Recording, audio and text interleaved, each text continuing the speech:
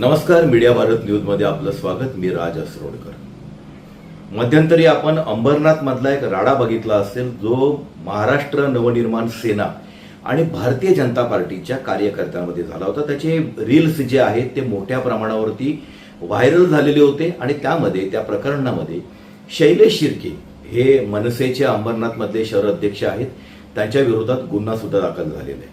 पोलिसांनी त्यानंतर खुलासा केला होता की हा राजकीय पक्षांमधला वाद नव्हता, तर हा मालमत्तेवरून झालेला वैयक्तिक स्वरूपाचा असा वाद आहे.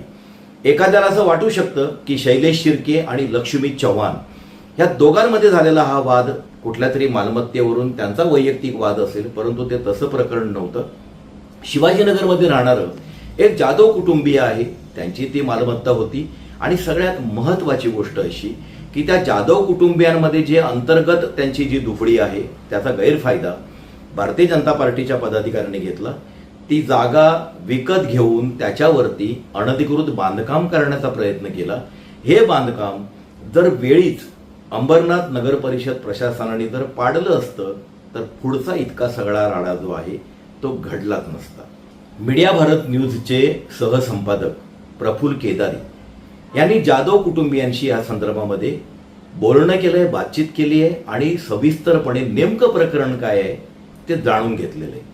त्या आमच्या चुलत सासू आहेत आणि त्यांनी रेखा जाधव त्या तिथे राहतात आणि त्यांनी ती जागा कधी विकली आम्हाला काहीच माहित नाही. आम्हाला ते 3 महिन्याने समजले की ती जागा तिने विकली आहे. पण ज्यावेळी ते आम्हाला माहित पडलं तर आम्ही पोलीस स्टेशनला गेलो, तिथे सांगितलं की अमुक अमुक असं झालं आहे. पण पोलीस म्हणाले ही जागा तुमची एकत्रित होती की त्यांची एकट्याची? नाही, ही जागा म्हणजे ती फक्त ते मध्ये दरवाजा असल्यामुळे ती तिथं राहत होते, सासू इथे राहत होती. दोन्ही घरं एकच आहेत, फक्त ते इकडे राहत होते, आम्ही इथे राहत होतो, पण घर हे एकच आहे. त्याच्यामुळे मग आम्ही पोलीस स्टेशनला गेलो, तिकडे सांगितलं की बुवा असं घर हिने विकलंय, आम्हाला काहीच माहित नाहीये. तर मग तिथं पोलीस लोक बोलले हा तुमचा वैयक्तिक प्रश्न आहे, तुम्ही कोर्टात जा. मग आम्ही कोर्टामध्ये गेलो, तिथे आम्ही केस टाकली. तिथे केस टाकल्यानंतरही जो हा लक्ष्मी चव्हाण जो आहे त्यांनी या जागेवर अनधिकृत बांधकाम चालू केलं. तर ते बांधकाम चालू केल्यानंतर आम्ही काय बांधलं त्यांनी? दुकान गाळा बांधला त्याने. पण ज्यांनी रेखा जाधव यांनी जी खरेदी खत केलंय किंवा कोर्टात देखील नमूद आहे की तिथे राहते घर होतं, मग तिथे दुकानं कशी बांधली त्यांनी? तिने आम्हाला सांगितलंच नाही. तिने परस्पर त्याला विकलं कधी आम्हाला काहीच माहित नाही. ज्यावेळी आम्हाला माहित पडलं त्यावेळी आम्ही सगळे हालचाल चालू केली. मग आम्ही नगरपालिकेमध्ये गेलो, तिकडे आम्ही अतिक्रमणवाल्यांना सांगितलं की अनधिकृत बांधकाम आहे, तुम्ही थांबवा. नगरपालिकेवाले आले, ते बोले हा आम्ही सोडू, पण त्यांनी काय तोडलं नाही, ते तसेच निघून गेले. जाधव कुटुंबाची ही जी सगळी मालमत्ता आहे ती मालमत्ता म्हणजे एकमेकाला लागून असलेल्या 2 खोल्या, ज्या 2 खोल्यांना सामायिक दरवाजा सुद्धा आहे आणि त्याच्या पाठीमागची एक सामायिक मोकळी जागा, अशी हे एकंदरीत मालमत्ता आहे. एका खोलीमध्ये माधुरी जाधव यांच्या सासू वंदना जाधव ह्या तिथे राहतात आणि बाजूच्या खोलीमध्ये त्यांच्या चुलत सासू रेखा जाधव ह्या त्या खोलीमध्ये राहतात. मागची जी सामायिक जागा आहे तिला जाण्यासाठी दोन्ही सुद्धा खोल्यांना, कारण वंदना जाधव यांच्या खोलीमधून रेखा जाधव यांच्या खोलीमध्ये जाण्यासाठी दरवाजे आहे आणि रेखा जाधव यांच्या घरातून मागच्या बाजूला सामायिक जागेमध्ये जाण्यासाठी दरवाजे आहे. परंतु ज्या वेळेला लक्ष्मी चव्हाण याने रेखा जाधव यांच्याकडून जेव्हा ती खोली विकत घेतली तर त्याने हा जो सामायिक दरवाजा आहे मधला हा बंद केला आणि मागची जी मोकळी जागा आहे ती सगळी ताब्यामध्ये घेतली, जी सामायिक होती. आणि हे रेखा जाधव यांचं घर आणि मागची मोकळी जागा असं तिथे एक मोठा गाळा बांधला. आता त्या ठिकाणी भारतीय जनता पार्टीच्या उत्तर भारतीय आघाडीचं कार्यालय आहे.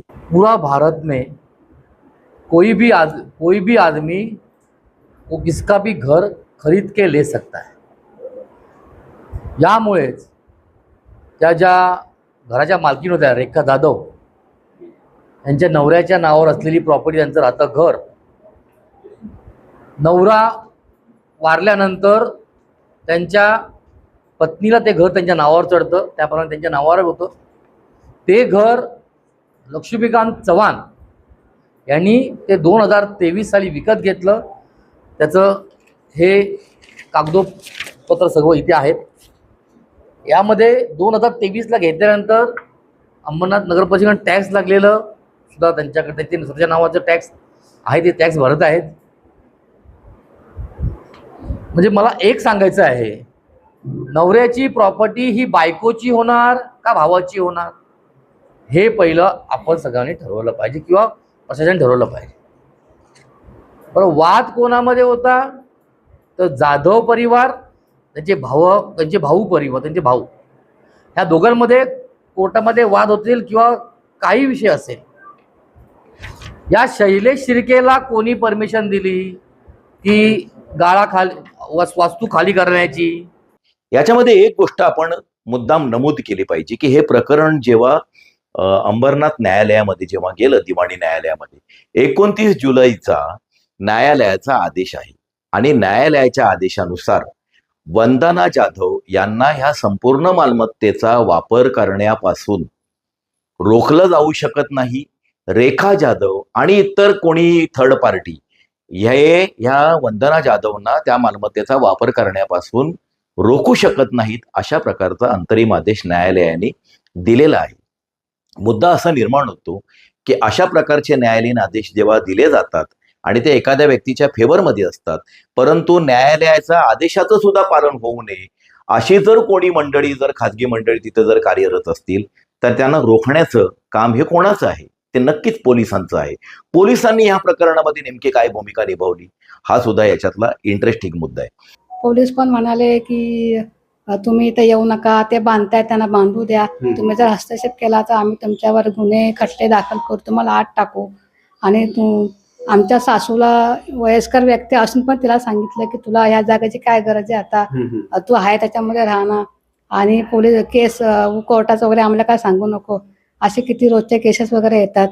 अनधिकृत बांधकाम जेव्हा चालू होतं त्यावेळी जर नगर परिषदेने येऊन ते बांधकाम जर तोडलं असतं किंवा थांबवलं असतं तर आज इथपर्यंत हे प्रकार जो चालू आहे तो झाला नसता. आणि जर तो थांबवला असता तर आता जे हे चालू आहे त्याच्यावर सुद्धा एवढं प्रकरण वाढलं नसतं. मूळ मुद्दा आहे अतिक्रमण आणि अनधिकृत बांधकाम. म्हणजे तक्रारदाराने वेळीच प्रशासनाच्या ते निदर्शनास देखील आणून दिलेलं आहे. आणि सगळीकडे जर राहते घर म्हणून नमूद असताना जर तिथे व्यावसायिक गाळे निर्माण होत असेल तर कारवाई नगरपालिकेने वेळीच का केली नाही? कदाचित त्यांनी त्यावेळेस ती कारवाई केली असतील तर आज हा एवढा मोठा राडा इथे उभा राहिलाच नसता. आपण पाहिलं की या सगळ्या प्रकरणामागे जर मूळ गोष्ट कुठली असेल तर ती वैयक्तिक मालमत्तेचा वैयक्तिक वाद इतकीच फक्त मूळ गोष्ट नव्हती, तर अंबरनाथ नगर परिषद प्रशासनाने अनधिकृत बांधकामासंदर्भामध्ये जे कुचकामी धोरण अवलंबलेलं आहे, जे वेळच्या वेळी जी अशा बांधकामांच्या विरोधात कारवाई व्हायला पाहिजे ती केली नसल्यामुळे पुढचा हा सगळा जो गैरप्रकार आहे तो घडलेला आहे. यामध्ये अंबरनाथ नगर परिषदेचं जे प्रशासन आहे त्यांची जबाबदारी असते. 2 मार्च 2009चा नगर विकास विभागाचा GR आहे आणि त्यानुसार नगर परिषदेने कशा प्रकारची कार्यवाही केली पाहिजे, काय प्रक्रिया नेमकी अवलंबली पाहिजे हे सविस्तरपणे मांडलेलं आहे. अनधिकृत बांधकामांना जसं महानगरपालिकांमध्ये प्रभाग अधिकारी जबाबदार असतात तसंच नगर परिषदेमध्ये सुद्धा मुख्याधिकारी अनधिकृत बांधकामांना संपूर्णपणे जबाबदार असतात.